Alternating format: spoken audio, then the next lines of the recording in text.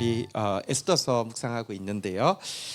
우리 그 4장 1절 우리 먼저 읽고 오늘 같이 좀 나누도록 하겠습니다. 4장 1절 2절 우리 그 같이 먼저 읽고 나누겠습니다. 제가 먼저 1절 읽겠습니다. 에스더가 이 모든 일을 알고 자기의 옷을 죄송합니다. 모르드게가 이 모든 일을 알고 자기의 옷을 찢고 굵은 배 옷을 입고 죄를 뒤집어 쓰고 성중에 나가서 대성통곡하며 2절 읽겠습니다. 시작. 대궐 문 앞까지 이르렀으니 굵은 배 옷을 입은 자는 대궐 문에 들어가지 못함이라. 네. 우리 그 에스더서를 읽고 있는데요. 사실 성경이 그렇게 그 읽기가 만만한 책이 아니고 또 막 재밌는 책은 아닌데요. 에스더서는 정말 그 읽기만 읽으면 손을 놓을 수 없는 정말 재밌는 책이 에스더서입니다. 그러니까 하나님을 향해서 절대적인 믿음을 가지고 있는 사람에게 하나님께서 얼마나 완벽한 타이밍에 일하고 계신지를 보여주는 그런 책이 에스더서입니다. 그래서 뭐랄까요, 정말 그 신앙적인 감동도 감동이지만 진행이 아주 속도감 있게 진행이 되고요. 또 극적인 반전이 일어나고요. 어쨌든 굉장히 재밌는 책입니다. 에스더서 본문 내용 읽기 전에 주요 등장인물 그 네 인물에 대해서 먼저 조금 설명하고 오늘 본문 들어가면 좋을 것 같아서 먼저 등장인물 4명 소개합니다. 먼저는요, 왕 아수에로라는 왕이 있습니다. 한번 따라하겠습니다. 아수에로. 페르시아의 왕인데요.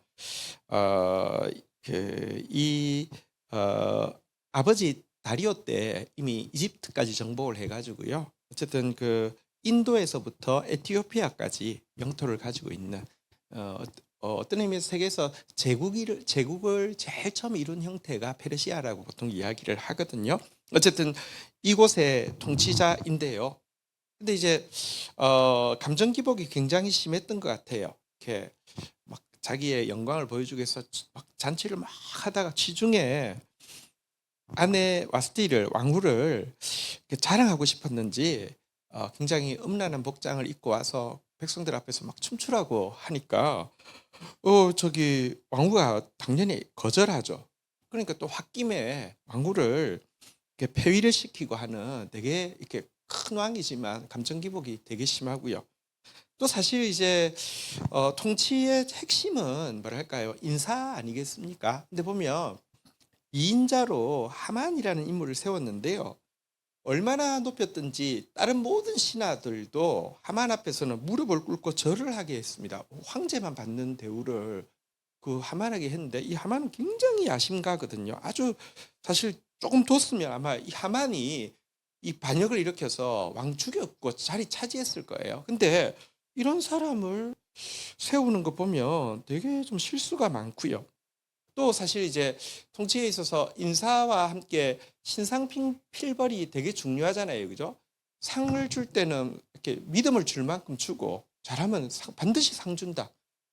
잘못한 일에 대해서는 반드시 벌한다. 이게 이제 사람들 속에 기강이 딱 잡히면 나라가 바로 서잖아요. 그죠? 근데 이제 모반을 고발을 모르드게라는 이제 그 오늘 주인공 중에 한 사람이 하는데 잊어버리고 아무 보상도 하지 않는 기록도 나오잖아요. 대단히 실수도 많은 사람인데 재밌는 것은 그의 감정 기복과 그의 많은 실수에도 불구하고 하나님이 그 모든 문제까지 가장 적절한 때에 가장 적절한 방법으로 자기 백성들을 구원하고 축복하는 소재로 사용하신다는 게 이 이야기의 묘미입니다. 두 번째 인물 이제 하만인데요. 하만은 아말렉의 후손인데요. 아말렉 민족은 이스라엘에게 하나님이 굉장히 미워하시는 민족인데 왜냐고 하면 이스라엘이 출애굽했을 때에 광야를 지나왔는데요. 지나올 때 이들이 이제 그 광야에 사는 이제 도둑 민족인데 그 많은 사람들이 이동을 하다 보면 부녀자나 노약자들이 좀 처질 수 있잖아요. 이들을 약탈해 가지고 죽이고 빼앗고 뭐 이런 일들을 계속 해 가지고 하나님께서 회개할 시간을 충분히 주긴 주지만 때가 되면 이제 진멸하라고 했던 그 민족인데요. 이 민족의 후손이 세계 제국인 페르시아의 2인자 자리에, 그것도 2인자라도 그냥 바지 사장 정도가 아니라 거의 뭐 황제급의 대우를 받는 인물 자리에까지 올라간 대단한 인물인데요. 근데 무릎 꿇라고 했는데 한 사람이 무릎을 꿇지 않아서 기분이 엄청 나쁘는 차에 이 관료 중에 한 사람이 알고 보니까 그 사람이 유대인이라는 사실을 알게 되었습니다. 자기 민족 입장에서는 원수잖아요, 그죠? 그래서 이건 이 모르드게 한 사람만 죽여서 될 게 아니라 민족을 다 쓸어야 되겠다고 해서 길한 날을 제비를 뽑았습니다. 이렇게 그래서 하루를 뽑았습니다. 그래서 이제 그 날이 이제 12월 13일인데요. 이 제비를 이제 부르라고 이렇게 풀으라고 이렇게 부르는데요. 어쨌든 이게 이제 유대인들이 지금 지키는 푸림이라는, 이제 푸르는 단수고 푸림은 복수인데요. 푸림절이라는 절기가 되게 되었고요. 길한 날이라고 뽑았는데 이때가 유대인들을 전체를 다 학살하기로 한 날인데 유대인들의 대적이 다 이렇게 진멸하는 날일로 바뀌게 되는 그런 이야기가 에스더서의 이야기입니다. 근데 사실 하만의 존재는요, 사실 그 하나님께서 사울이라는 이스라엘 초대 왕이 세워졌을 때 출애굽 때부터는 시간이 꽤 많이 지났죠. 충분히 기회를 줬는데도 아말렉이 계속 악한 모습이니까 심판하라고 했는데 이것을 진멸하지 않았고, 그때 이 아말렉의 귀족, 왕족, 뭐 선남 선녀들을 살려놨는데 500년이 지나서 그들이 이제 유대 민족을 다 진멸하려고 하는 음모를 일으키는 것을 보면서 어쨌든 불순종하며 얼마나 그 악한 영향력을 끼치는지를 잘 보여주는 인물이기도 합니다. 자, 이제 모르드게인데요. 모르드게는 이 그 유대인이고 또 이 사울 왕과 같은 베냐민 지파 출신이고요. 페르시아의 행정 관료였는데 여호와를 향한 아주 절대적인 신앙을 가지고 있어서 이 하만이 아말렉 후손이기 때문에 왕이 무릎 꿇라고 했는데 무릎 꿇지 않고 있었고요. 또 그 조카 딸인 그 이제 에스더를 정말 잘 양육하고 또 민족을 위해서 정말 목숨 걸고 부르짖는 그런 신앙의 사람인데요. 그가 하만에게 무릎 꿇지 않은 이 절대적인 신앙을 가진 것 때문에 사실은요, 자기 민족 전체가 몰살당할 위기에 갔던 것은 되게 좀 적당하게 하지, 이런 말 듣기 쉬운 편협한 외골수로 보이는데요. 그런데 거꾸로 이 절대 신앙이 결국은 푸림절이라는, 그러니까 이제 하나님의 완벽한 타이밍 가운데 역전의 역사를 일으키는 일을 하게 되었던 인물입니다. 마지막 에스더, 우리 그 여성분들 중에서 에스더라는 이름이 많잖아요, 그죠? 그 이제 이 에스더인데요. 그 솔로 지옥에 나오는 그 이제 여성분들이 그 뭐 이렇게 인터뷰를 보니까 그런 이야기 하더라고요. 그 저녁 한 12시까지 촬영하고 들어가지만 새벽 4시 되면 전부 다 일어나서 그때부터 아침 촬영이 9시인가 뭐 시작인데 그때까지 화장을 다 한대요. 그러니까 4시부터 뭐 9시 때까지 전부 화장하고요. 그리고 그 기간 동안에 가져간 옷이 뭐 40벌인가. 그러니까 왜냐하면 그 카메라 돌아갈 때마다 이렇게 뭔가 부각이 돼야 되니까 또 바꾸고 또 바꾸고 한다고 하는데요. 에스더는 사실 이제 왕후, 이제 이 페르시아 제국에 있는 이쁜 여자들 다 모아서 이 아수에로의 이제 왕비를 뽑는 그 콘테스트에 있었으니까 솔로 지옥보다 훨씬 더 치열한 거잖아요, 그죠? 근데 우리 이번 주에 나왔지만, 그러니까 막 이렇게 외적인 거 꾸미고 다른 사람하고 경쟁하고 이런 사람이 아니었는데도 모든 사람한테 은총을 받고 모든 사람에게 기쁨을 주는 참 아름다운 여인, 그러니까 정말 내면이 아름다운 여인이었음을 보게 됩니다. 보면 왕후가 되고 나서도요, 자기 그 삼촌에게 정말 겸손하게 순종하는 모습도 보일 수 있고요. 하나님의 뜻을 알고 나서는 죽으면 죽으리다 하면서 용기를 보이는 그런 모습도 보여주고요. 또 특별히 이 대적인 하만과의 관계에서 침착함을 잃지 않고 아주 지혜롭게 하나님의 그 역전의 때까지, 도리어 하만이 생각할 때는 에스더가 자기 편이라고 생각할 정도로 계속 잔치에 초대하고 뭐 이런 것을 이렇게 대단히 침착하고 지혜롭게 하는 참 귀한 인물인 것을 보게 됩니다. 한편 그 이제 아하수에로 그러니까 우리가 뭐 이렇게 잘 모를 수 있는데요. 그 세상 역사에서는요 크세스라는 인물인데요. 우리가 본 영화 중에서 300이라는 영화 있었잖아요, 그죠? 살라미스 전투인데요. 이 사실은 이제 페르시아가 지상 쪽은 그러니까 이집트까지 인도에서 이집트까지 다 점령했는데 해상 세력인 그리스 보면 별거 아니고 도시국가니까 이거 잡으면 이거 잡고자 하는 열망이 너무 강해가지고 이게 살라미스 전투를 했던 그 왕이 바로 여기 우리 오늘 본문에 나오는 아하수에로 왕이 됩니다. 근데 사실 여러분 지금 그 이란 전쟁 중이잖아요. 이란이 사실 페르시아잖아요.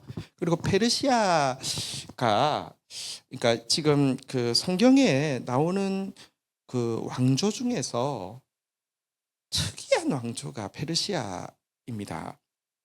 이제 그 페르시아 왕조가 몇 번 있긴 있었는데요. 지금 오늘 본문의 주인공인 아하수에로 왕이 이제 속해 있는 왕조 이름은요. 아케메네스 왕조라는 왕조인데요. 이게 한 200년 정도 유지가 됐고 이게 이제 페르시아가 시작해서 제일 전성기를 구가했던 때이고요. 그 이후에 이 왕조가 존재하긴 하지만 그리스에게 한번 점령당하고 나서 그리스 영향 아래에 있으면서 나온 왕조. 그다음에 아랍 민족에게 점령당하고 나서 나온 왕조이고 실제 순수한 페르시아의 왕조는 아케메네스 왕조인데요. 이때 뭐 어쨌든 세계 제국을 처음 제대로 이룬 왕조이기도 하지만 재밌는 것은 이 왕조가 200년 동안 6명의 왕이 다스렸는데 그 중에 4명이 성경에 나오고요. 4명이 다 성경에 그러니까 좋은 영향력을 끼친 인물로 나옵니다. 1대가 이제 고레스고요. 3대가 다리오, 4대가 지금 우리가 보고 있는 이 아하수에로, 5대가 아닥사스다. 이렇게 이제 4명이 나오는 되게 좀 특별한 이렇게 민족입니다. 그들이 지금 이제 이렇게 전쟁 가운데 있고요. 일방적으로 지금 당하고 있는 편이긴 합니다. 그리고 이 그 이야기의 배경인 수산이라는 이제 제국이 워낙 크니까 왕궁이 몇 군데 있었어요. 이 수산은 이제 겨울 왕궁인데요. 이 수산 왕궁은요 지금도 지금 이름은 슈슈라고 하는데 이 수산 이 지역은요 지금도 기독교 성지입니다. 그래서 다니엘의 무덤이 있는 곳이기도 하고요. 여러분 사실 그 이란이 그 이슬람 중에서도 시아파 이슬람 그러니까 훨씬 더 이렇게 그 강한 그 이슬람이 전체를 다스리는 뭐 이렇게 완전 뭐 엄청난 그 이슬람 국가잖아요, 그죠? 근데 전 세계에서 지금 가장 빠르게 복음 전도가 일어나고 있던 지역이 이란이기도 합니다. 이렇게 제일 작게 잡아서 80만 명, 그러니까 많게는 100만 명이 넘는다고 생각하는데요. 그 중심지가 이 수산입니다. 지금 사실 이 전쟁을 보면 어떤 의미에서요. 지금 이 트럼프가 아하수에로하고 되게 비슷하고요.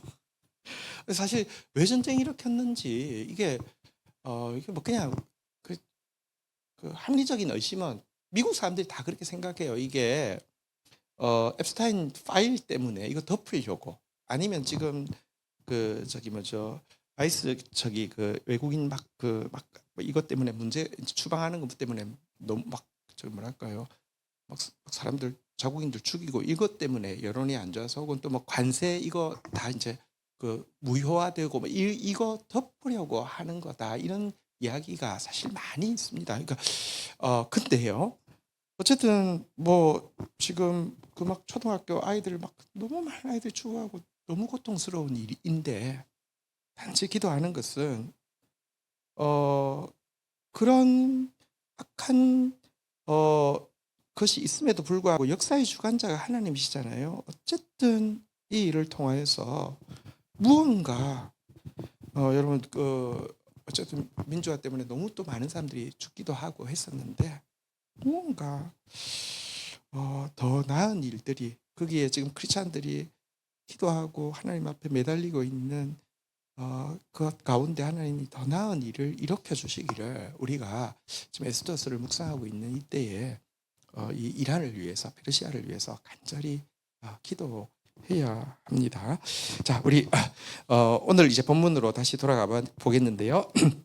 오늘 본문 1절, 2절의 내용은 뭐냐고 하면 이 하만이 모르드게가 유대인이라는 사실을 알고는 제비 뽑아서 12월 13일에 이제 모든 유대인을 죽이기로 딱 결정하고는 왕에게 찾아가서 아수에로 왕에게 찾아가서 이렇게 막 이 유대인은 다 이게 아주 골치 아픈 민족이니까 다 쓸어야 된다고 하고, 그런데 세금에 굉장히 큰 그 이제 징수에 문제가 생기잖아요, 그죠? 그건 자기가 보전하겠다고 하면서 뭐 12,000달란트 엄청난 액수를 이제 제시하죠.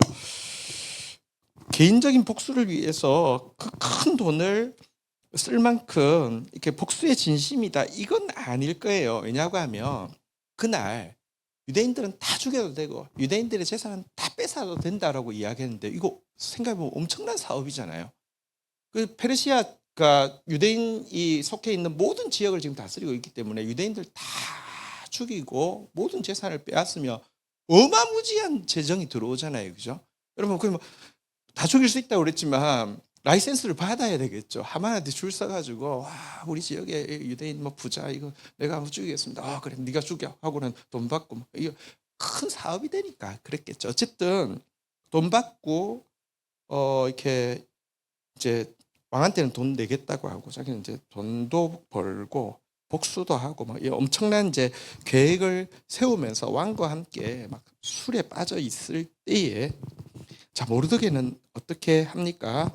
굵은 베옷을 입습니다. 이것은 이제 하나님 앞에 금식하며 기도할 때, 하나님 앞에 매달리고 기도할 때 입는 옷입니다. 이 옷을 입고 2절에 보니까요, 이 옷을 입으면 그가 행정관료에서 워낙에 궁궐 안에 들어갈 수 있지만 궁궐 안에 들어갈 수 없거든요. 이렇게 이런 옷 입고는 들어갈 수 없는데 어쨌든 이 옷 입고 하나님 앞에 매달리고 있는 모습을 보게 됩니다. 3절도 우리 같이 한번 읽어보도록 하겠습니다. 같이 한번 읽겠습니다. 시작.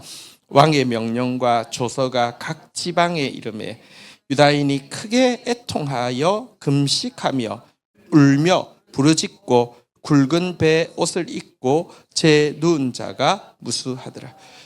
이 모르드게뿐 아니라 유대인들 정말 큰일 났잖아요. 하루아침에 이제 전부 몰살당할 위기가 생기니까 막 금식하고 울고 막 이렇게 하면서 하나님 앞에 부르짖고 있는데요.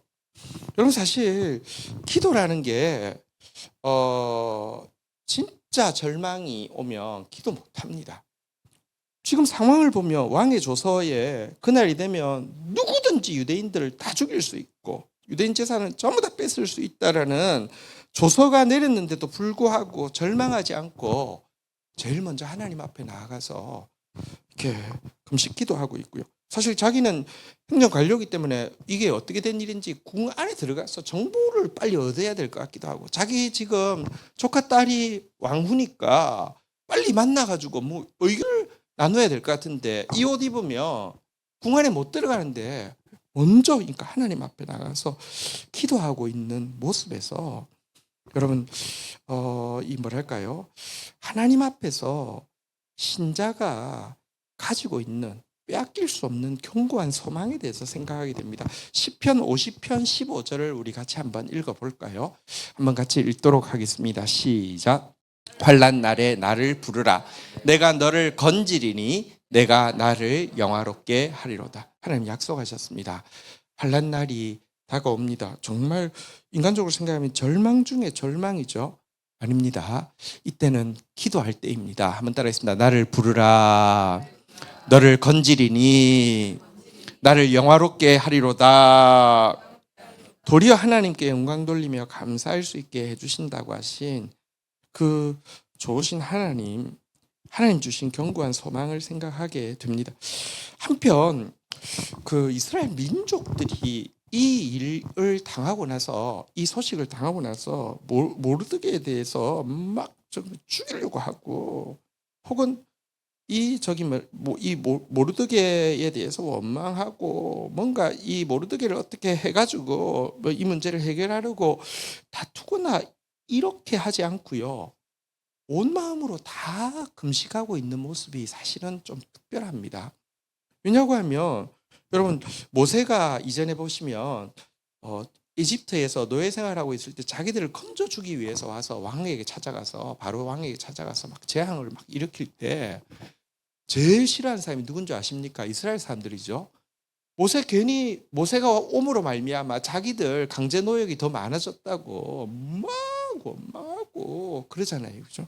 충분히 지금 모르드게가 그냥 절하고 뭐 네가 뭐 대단하다고 그래가지고 우리 모두를 이렇게 하느냐 이럴 수 있는데, 원망할 수 있는데, 그런 게 여러분 이 에스더서에서 전혀 나오지 않는 것은 사실 좀 특별합니다.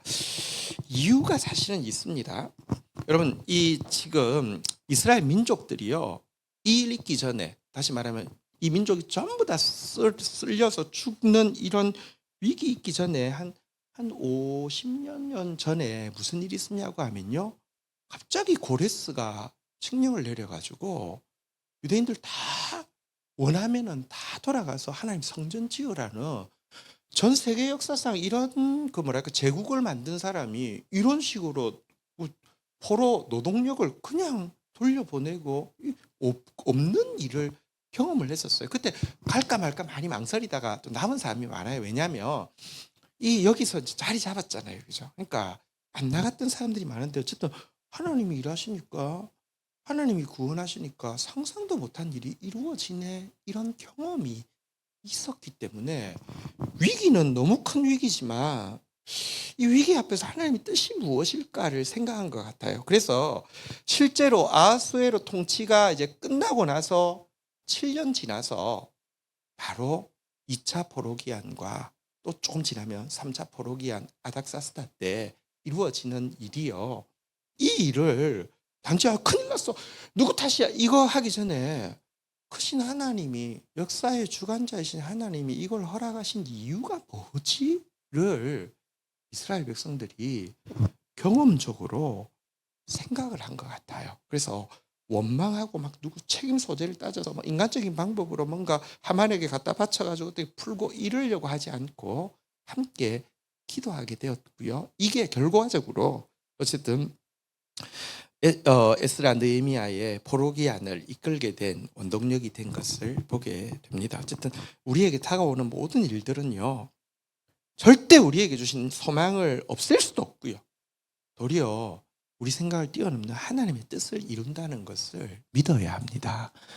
우리가 신자를 믿는 사람이라고 하는데요, 역사의 주관자이신 하나님, 그리고 이 인간 사이에 정말 말도 안 되는 막 부정과 부조리함에도 불구하고 결국은 선한 하나님의 뜻이 이루어진다는 것을 믿는 게 믿는 사람이란 말입니다. 그 믿음이 있기 때문에 모두 절망할 때 절망하지 않을 수 있고, 모두 원망할 때 그 너머에 하나님의 뜻을 생각할 수 있는 거, 그게 믿음이 주는 너무 특별한 선물이죠. 세상은 그걸 줄 수가 없잖아요, 그렇죠? 자, 한번 4절부터 한번 보도록 하겠습니다. 에스더의 시녀와 내시가 나와서 전하니 왕후가 매우 근심하여 입을 의복을 모르드게에게 보내어 그 굵은 배 옷을 벗기고자 하나 모르드게가 받지 아니하는지라. 5절 같이 한번 읽도록 하겠습니다. 시작. 에스더가 왕의 어명으로 자기에게 가까이 있는 내시 하닥을 불러 명령하여 모르드게에게 가서 이것이 무슨 일이며 무엇 때문인가 알아보라 하매. 6절 제가 읽습니다. 하닥이 대궐문 앞 성중 광장에 있는 모르드게에게 이르니. 7절 같이 읽겠습니다. 시작. 모르드게가 자기가 당한 모든 일과 하만이 유다인을 멸하려고 왕의 금고에 바치기로 한 은혜의 정확한 액수를 하닥에게 말하고. 8절 제가 읽습니다. 또 유다인을 진멸하라고 수산궁에서 내린 조서 초본을 하닥에게 주어 에스더에게 보여 알게 하고 또 그에게 부탁하여 왕에게 나아가서 그 앞에서 자기 민족을 위하여 간절히 구하라 하니 9절 같이 한번 읽도록 하겠습니다. 시작. 자, 삼촌인 모르드게가 굵은 배를 입고 그 이제 궁궐에는 못 들어오고 그 앞에서 금식하고 죄를 뒤집어 쓰고 있다는 이야기를 듣고는요, 에스더가 막 당황해가지고 입고를 하려고 하면 이제 옷을 입어야 되잖아요. 그래서 이제 옷을 보냈습니다. 집에 이제 옷을 두고 왔을 수 있으니까. 근데 모르드게가 거절하고 그 궁궐로 들어오지 않죠.